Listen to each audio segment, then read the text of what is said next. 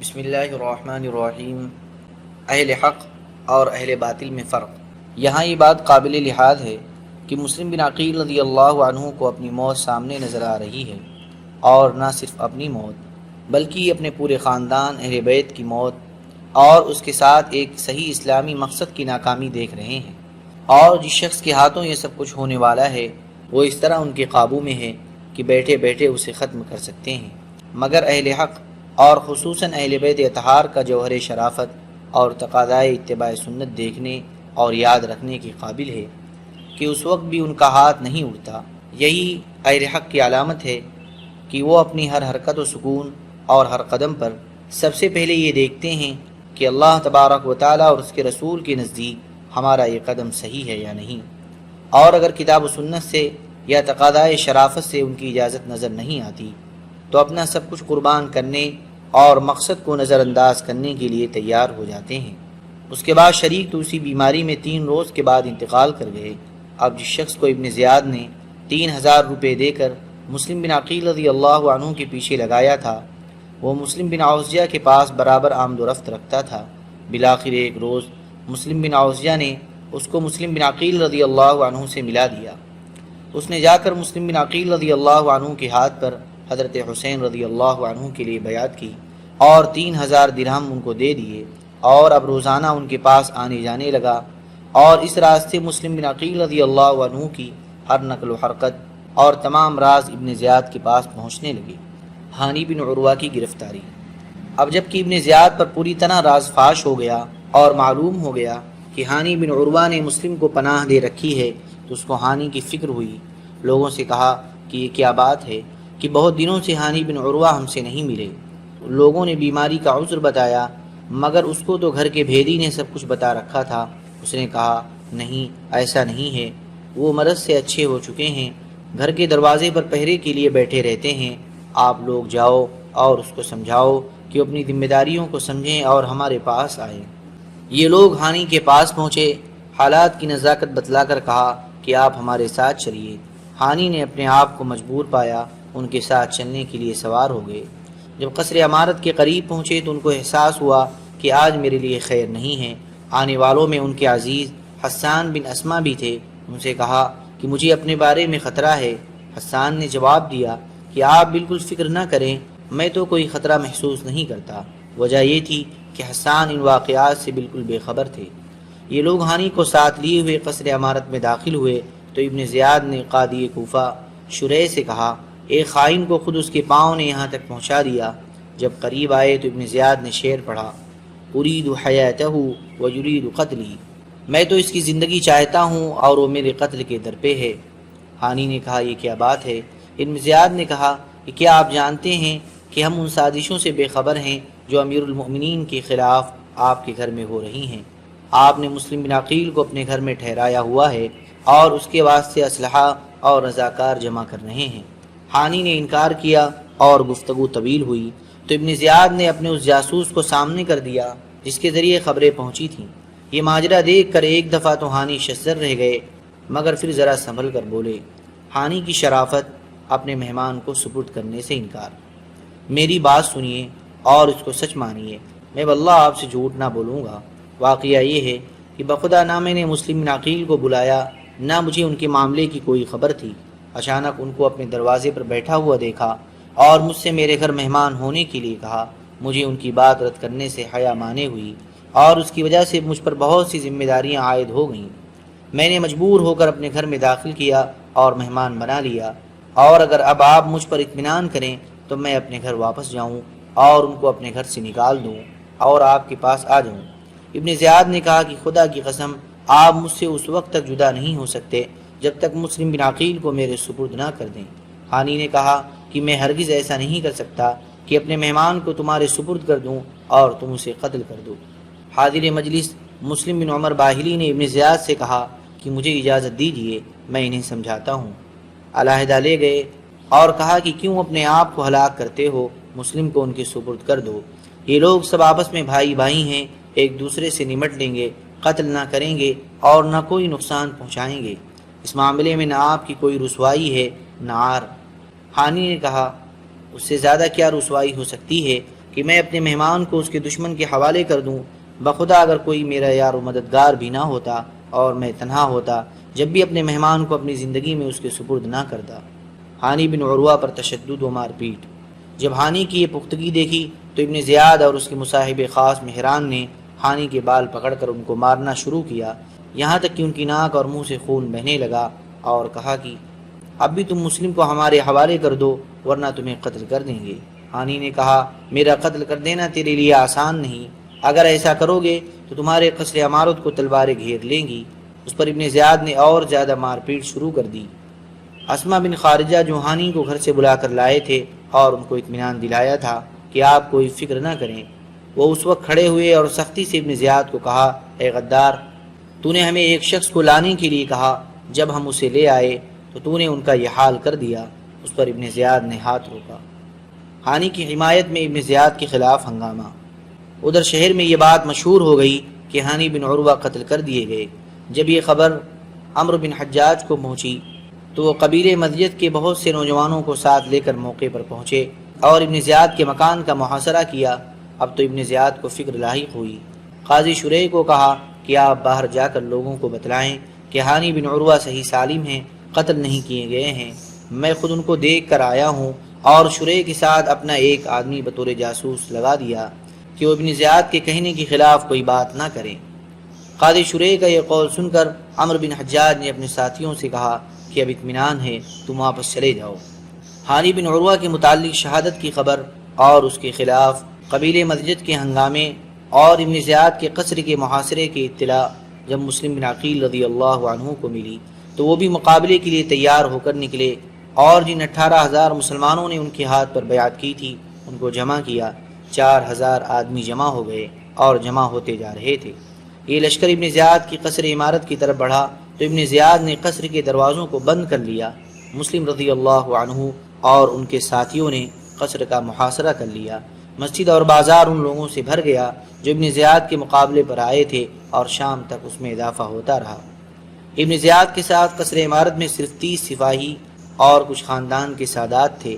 ابن زیاد نے ان لوگوں میں سے چند ایسے لوگوں کو منتخب کیا جن کا اثر و رسوخ ان قبائل پر تھا جو مسلم بن عقیل رضی اللہ عنہ کے ساتھ محاصرہ کیے ہوئے تھے، اور ان کو کہا تم باہر جا کر اپنے اپنے حلقے اثر کے لوگوں کو مسلم بن عقیل کا ساتھ دینے سے روکو، مال و حکومت کا لالچ دلا کر یا حکومت کی سزا کا خوف دلا کر جس طرح بھی ممکن ہو ان کو مسلم سے جدا کرو۔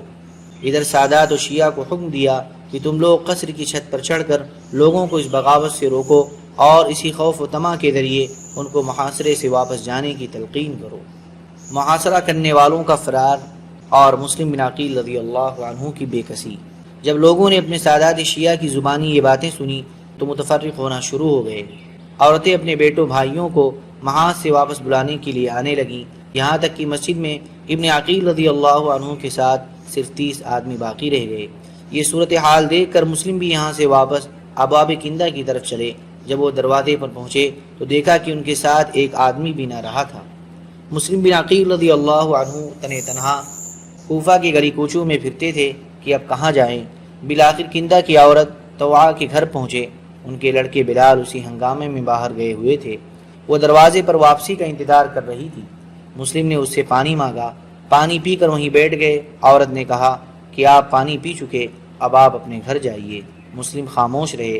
اسی طرح 3 مرتبہ یہی کہا اور مسلم خاموش رہے۔ پھر اس نے ذرا سختی سے کہا کہ میں آپ کو دروازے پر بیٹھنے کی اجازت نہیں دوں گی، آپ اپنے گھر جائیے۔ اس وقت مسلم رضی اللہ عنہ نے مجبور ہو کر کہا کہ شہر میں نہ میرا کوئی گھر ہے نہ خاندان، کیا تم مجھے پناہ دو گی؟ میں مسلم بن عقیل ہوں، میرے ساتھ میرے ساتھیوں نے دھوکہ کیا۔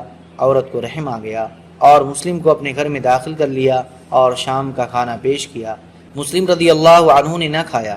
اسی عرصے میں عورت کے لڑکے بلال واپس آ گئے۔ دیکھا کہ ان کی والدہ بار بار کمرے کے اندر جاتی ہیں۔ بات پوچھی تو عورت نے اپنے لڑکے سے بھی چھپایا۔ اس نے اصرار کیا تو اس شرط پر بتلا دیا کہ کسی سے اس کا اظہار نہ کرے۔ اس طرف ابن زیاد نے جب دیکھا کہ لوگوں کا شور و شغب قصر کے گرد نہیں ہے تو اپنے سپاہی کو بھیجا کہ دیکھو کیا حال ہے۔ اس نے آ کر بیان کیا کہ میدان صاف ہے، کوئی نہیں ہے۔ اس وقت ابن زیاد اپنے قصر سے اتر کر مسجد میں آیا اور منبر کے گرد اپنے خواص کو بٹلایا اور اعلان کرایا کہ سب لوگ مسجد میں جمع ہو جائیں۔ مسجد بھر گئی تو ابن زیاد نے یہ خطبہ دیا: ابن عقیل بیوقوف جاہل نے جو کچھ کیا ہے وہ تم نے دیکھ لیا ہے۔ اب ہم یہ اعلان کرتے ہیں کہ ہم جس شخص کے گھر میں ابن عقیل کو پائیں گے ہمارا ذمہ اس سے بری ہے، اور جو کوئی ان کو ہمارے پاس پہنچائے گا اس کو انعام ملے گا۔ اور اپنے پولیس کے افسر کو حکم دیا کہ شہر کے تمام گلی کوچوں کے دروازوں پر پہرے لگا دو، کوئی باہر نہ جا سکے، اور پھر سب گھروں کی تلاشی لو۔ اس تلاشی کے دوران جب اس عورت کے لڑکے بلال نے محسوس کر لیا کہ بالآخر وہ ہمارے گھر سے گرفتار کیے جائیں گے، تو اس نے خود مخبری کر کے عبد الرحمن بن محمد بن اشعث کو اس کا پتہ بتلا دیا۔ اس نے اپنے باپ محمد بن اشعث کو اور اس نے ابن زیاد کو اس کی اطلاع کر دی۔ ابن زیاد نے محمد بن اشعث کی سرکردگی میں 70 سپاہیوں کا ایک دستہ ان کو گرفتار کرنے کے لیے بھیج دیا۔ مسلم بن عقیل رضی اللہ عنہ کا 70 سپاہیوں سے تنہا مقابلہ۔ مسلم بن عقیل رضی اللہ عنہ نے جب ان کی آوازیں سنی تو تلوار لے کر دروازے پر آ گئے اور سب کا مقابلہ کر کے ان کو دروازے سے نکال دیا۔ وہ لوگ پھر لوٹے تو پھر مقابلہ کیا، اس مقابلے میں زخمی ہو گئے مگر ان کے قابو میں نہ آئے۔ یہ لوگ چھت پر چڑھ گئے اور پتھر برسانے شروع کیے اور گھر میں آگ لگا دی۔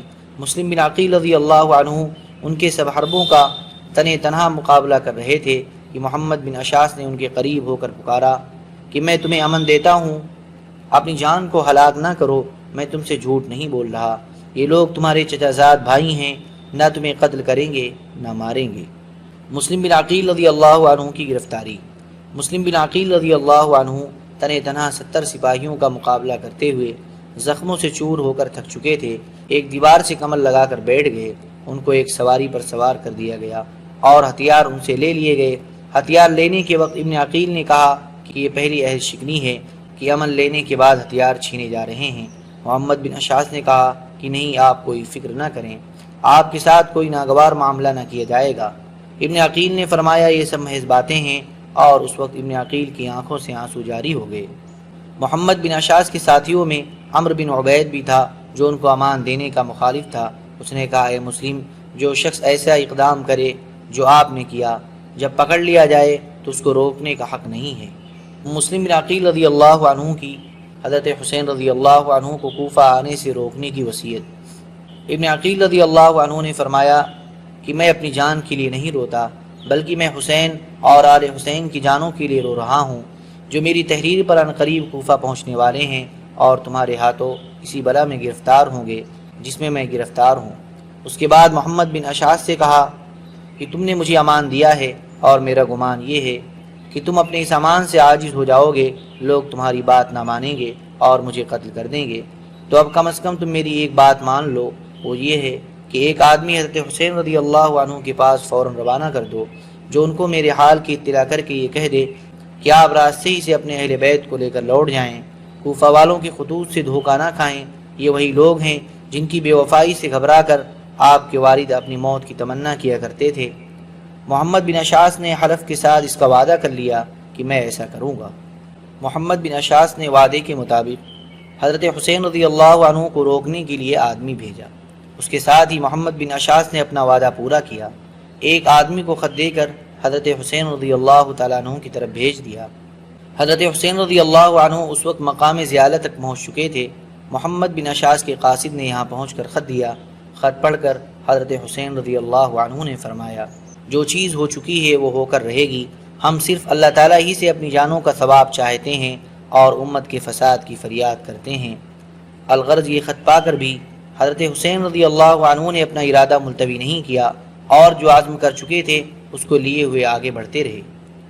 ادھر محمد بن اشعث ابن عقیل رضی اللہ عنہ کو لے کر قصر عمارت میں داخل ہوئے اور ابن زیاد کو اطلاع دی کہ میں ابن عقیل کو امان دے کر آپ کے پاس لایا ہوں۔ ابن زیاد نے غصے سے کہا کہ تمہیں امان دینے سے کیا واسطہ، میں نے تمہیں گرفتار کرنے کے لیے بھیجا تھا یا امان دینے کے لیے؟ محمد بن اشعث خاموش رہ گئے۔ ابن زیاد نے ان کے قتل کا حکم دے دیا۔ مسلم بن عقیل رضی اللہ عنہ کی شہادت اور وصیت۔ مسلم بن عقیل رضی اللہ عنہ پہلے سے ہی سمجھے ہوئے تھے کہ محمد بن اشعث کا امن دینا کوئی چیز نہیں ہے، ابن زیاد مجھے قتل کرے گا۔ مسلم رضی اللہ عنہ نے کہا مجھے وصیت کرنے کی مہلت دو۔ ابن زیاد نے مہلت دی تو انہوں نے عمر بن سعد سے کہا کہ میرے اور آپ کے درمیان قرابت ہے اور میں اس قرابت کا واسطہ دے کر کہتا ہوں کہ مجھے تم سے ایک کام ہے جو راز ہے، میں تنہائی میں بتلا سکتا ہوں۔ عمر بن سعد نے ان کو سننے کی ہمت نہ کی۔ ابن زیاد نے کہا کچھ مضائقہ نہیں، تم سن لو۔ ان کو علیحدہ کر کے مسلم بن عقیل رضی اللہ عنہ نے کہا کہ کام یہ ہے کہ میرے ذمے 700 درہم قرض ہیں جو میں نے کوفہ کے فلاں آدمی سے لیے تھے، وہ میری طرف سے ادا کر دو۔ دوسرا کام یہ ہے کہ حسین رضی اللہ عنہ کے پاس ایک آدمی بھیج کر ان کو راستے سے واپس کر دو۔ عمر بن سعد نے ابن زیاد سے ان کی وصیت پورا کرنے کی اجازت مانگی تو اس نے کہا کہ بے شک امین آدمی کبھی خیانت نہیں کرتا، تم ان کا قرض ادا کر سکتے ہو۔ باقی رہا حسین رضی اللہ عنہ کا معاملہ، سو اگر وہ ہمارے مقابلے کے لیے نہ آئیں تو ہم بھی ان کے مقابلے کے لیے نہ جائیں گے، اور اگر وہ آئے تو ہم مقابلہ کریں گے۔ مسلم بن عقیل رضی اللہ عنہ اور ابن زیاد کا مکالمہ۔ ابن زیاد نے کہا کہ اے مسلم، تم نے بڑا ظلم کیا کہ مسلمانوں کا نظم مستحکم اور ایک کلمہ تھا، سب ایک امام کے تابع تھے، تم نے آ کر ان میں تفرقہ ڈال دیا اور لوگوں کو اپنے امیر کے خلاف بغاوت پر آمادہ کیا۔ مسلم بن عقیل رضی اللہ عنہ نے فرمایا کہ معاملہ یہ نہیں ہے، بلکہ شہر کوفہ کے لوگوں نے خطوط لکھے کہ تمہارے باپ نے ان کے نیک اور شریف لوگوں کو قتل کر دیا ہے، ان کے ناحق خون بہائے ہیں، اور یہاں کے عوام پر کسریٰ و قیصر جیسی حکومت کرنی چاہیے، اس لیے ہم اس پر مجبور ہوئے کہ عدل قائم کرنے اور کتاب و سنت کے احکام نافذ کرنے کی طرف لوگوں کو بلائیں اور سمجھائیں۔ اس پر ابن زیاد اور زیادہ غصہ ہو کر مسلم بن عقیل رضی اللہ عنہ کو برا بھلا کہنے لگا۔ مسلم رضی اللہ عنہ خاموش ہو گئے۔ ابن زیاد نے حکم دیا کہ ان کو قصر عمارت کی اوپر کی منزل پر لے جاؤ اور سر کاٹ کر نیچے پھینک دو۔ مسلم بن عقیل رضی اللہ عنہ اوپر لے جائے گئے۔ وہ تسبیح و استغفار پڑھتے ہوئے اوپر پہنچے اور ابن زیاد کے حکم کے موافق ان کو شہید کر کے نیچے ڈال دیا گیا۔ انا للہ و انا الیہ راجعون۔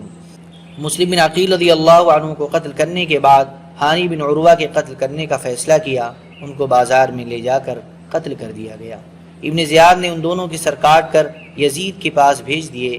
یزید نے شکریہ کا خط لکھا اور ساتھ ہی یہ بھی لکھا کہ مجھے یہ خبر ملی ہے کہ حسین عراق کے قریب پہنچ چکے ہیں، اس لیے جاسوس اور خفیہ رپورٹر پورے شہر میں پھیلا دو، اور جس پر ذرا بھی حسین کی تائید کا شبہ ہو اس کو قید کر لو، مگر سوائے اس شخص کے جو تم سے مقابلہ کرے کسی کو قتل نہ کرو۔ اللهم صل على سيدنا وحبيبنا ومحبوبنا ومولانا محمد وبارك وسلم۔ سبحان ربك رب العزة عما يصفون وسلام على المرسلين والحمد لله رب العالمين۔